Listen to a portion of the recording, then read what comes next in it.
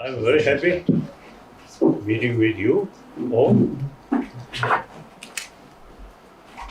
Uh, basically, as a human brothers, sisters.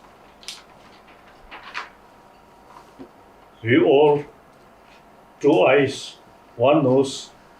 So we are same.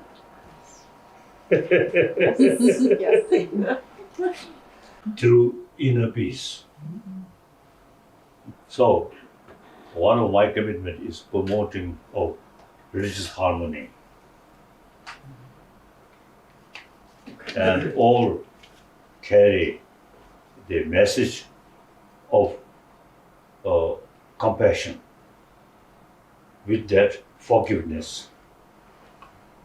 This we really need. Then third, preservation of our own community.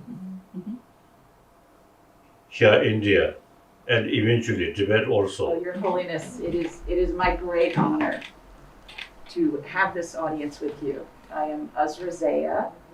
I am President Biden's special coordinator for Tibetan issues. And it is my greatest honor to be able to be received by you. I bring greetings from our president and from the American people, and the best wishes for your good health and our gratitude for your message of peace for the world. America, great nation,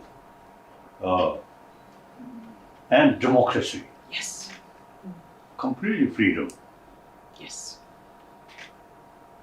India also, democracy, democratic country.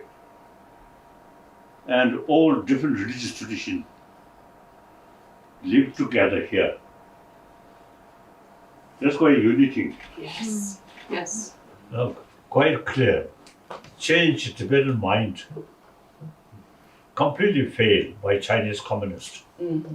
Meanwhile, China themselves, without thinking, rapidly changing. Now, socialism, Marxism gone.